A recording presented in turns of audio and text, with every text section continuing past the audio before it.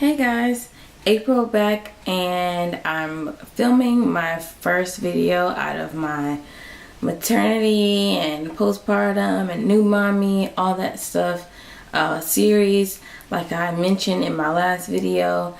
And this video is catered to talking about some things that I think were essential in helping me to have a successful first 6 weeks with a newborn. So if you are interested, make sure you keep watching, and when you're finished, don't forget to like, comment, and subscribe.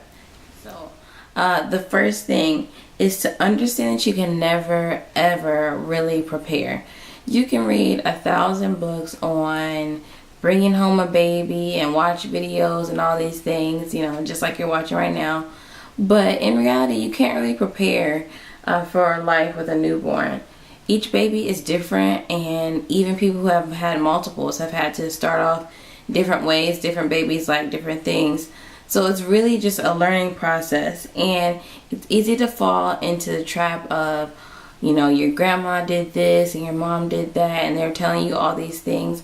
But really, you should just go with your gut, you know. Have the confidence in your maternal instincts to do what you feel is right for your baby.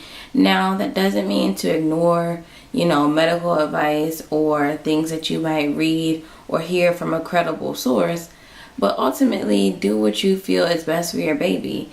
You know, you love your child, and so does your partner.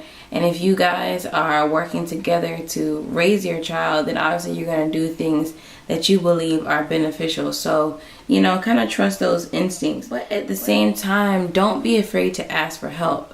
And I say that especially with one thing that was difficult for me, which was breastfeeding. You know, it wasn't until I started asking around and asking people for help that I got more useful advice and tips and things. In asking for help or asking for advice, ask people that you know are going to be supportive. You know, don't ask someone that's always negative or always gonna, you know, kind of give you like the more gloomy or depressing side of things.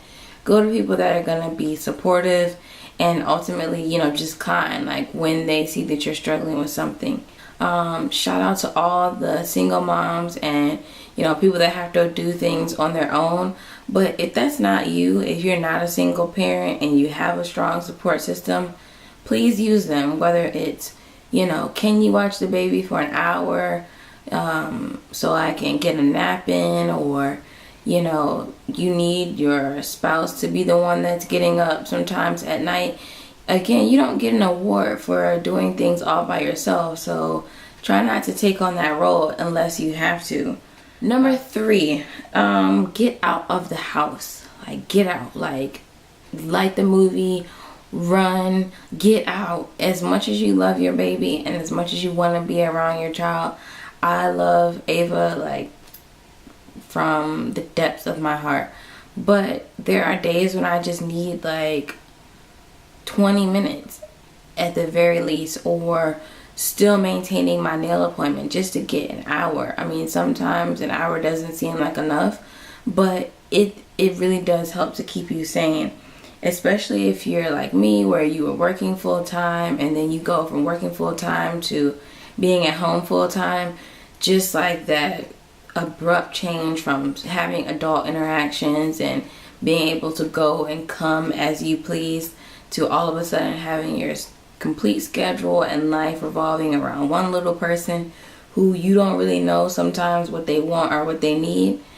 It really can be overwhelming and stressful, and I think that some of it is not postpartum. I think it's like any natural human being would have a hard time adjusting to such a drastic change. And if you don't ever give yourself a break from that, it can really be harmful to you and to your baby, because you're frustrated, you know, your baby's frustrated because you might not be giving it the attention or, you know, meeting its needs as you probably should be. But, you know, don't make the time harder if you don't have to. So give yourself some time to get away, and, you know, use people around you, just like in the last tip. You know, use those people to help give you a break whenever possible. It's a big responsibility, and I just think that having some time away will help you to, you know, decrease the stress and, you know, be able to come back like, oh, I miss my baby and now I'm so happy to be back and all that. So number 4, make a manageable checklist. I am definitely a checklist person. I like to see things scratched off.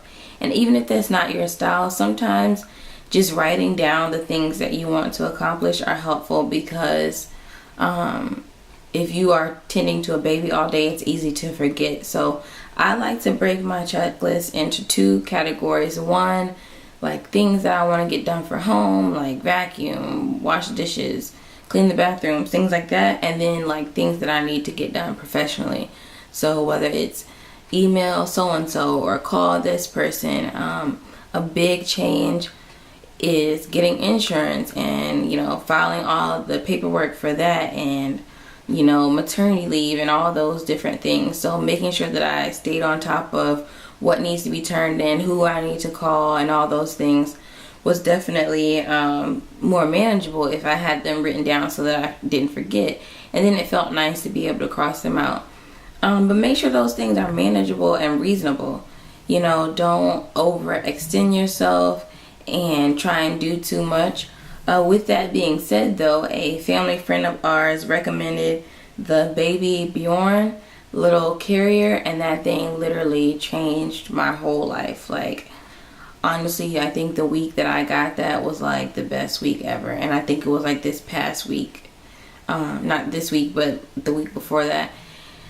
I mean, like, seriously, it allowed me to be so much more productive because I could hold her, and she just loves being on my chest, but I could still get things done. And I think for me, that was probably the most frustrating change, that I felt like I wasn't being productive and I couldn't get things done like I wanted to because she just needed so much attention. The Baby Bjorn like makes that so much more feasible and practical, because I have her right there with me, but I can still do what I need to. Number 5 is to enjoy the moment. I can't even remember what happened or what the situation was, but I don't remember. Like, one day I just got so frustrated with her. I was just like, I felt, you know, the pain in my chest, and like my mood was just bad, and it just had been a rough day. So she was just crying so much, and I was very frustrated with her. But when I thought about it after the fact, I realized, you know, these moments with her are so precious. And so many women don't even get the opportunity to have a baby that's, you know, frustrated and crying all the time. So although it's challenging, like, I really should be grateful and cherish every moment that I have with her. And, you know, she is just, in every other time when she's not crying and, you know, driving me crazy, she's such a sweet baby. And just like the way that she might look at me or laugh or smile, it just like melts my heart. So, you know, it really made me think twice about managing my frustration in the way that I might take that out on her, because Perry and I are all that she has. And, you know, I don't want her to ever feel, you know, right now she may not truly sense it, but even as she gets older, I don't ever want her to feel like I'm upset with her for being who she is. Like, at this moment, she's a baby and she needs me, and that's the way that she's able to communicate, by crying. So I shouldn't be upset with her for doing the things that she's supposed to do. You know, my job as her mom is to take care of her, and, you know, it's my decision that she's here, you know, so I need to be patient, just as I'm hoping that she will learn to be patient with me. But yeah, just to truly like embrace every moment, even when it's challenging, because things do get better. As I said before, you know, breastfeeding was hard, but it gets better, and it has gotten better. And that doesn't mean that it's perfect right now. Like, it's still a learning experience, and that's what really this whole video is about. Like, you learn as you go and you figure things out. But I think hearing things from other moms and other people is just helpful and like reassuring that you're doing it right, and it's gonna get better, and you will be okay, and your baby will be okay. But, you know, just relishing in the moment, because it goes by so quickly. Time is definitely not a renewable resource. So, you know, I think, you know, the most important thing to surviving the first 6 weeks is just to enjoy the moment.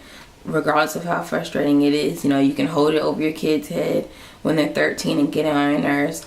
But for now, just enjoy the moment and recognize that you're doing a great job and everything will be okay. You're really experiencing a miracle. You know, it's a blessing to be able to birth your child any way that you were able to do that, or even if you adopted or are temporarily raising a child. It is a beautiful experience. So as I close, please let me know if you guys like this video and if you'd be interested in hearing other things on this channel and my other channel that Perry and I are working on together.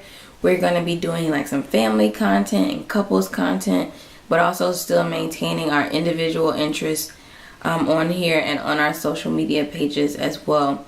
So that's it, and thank you for watching.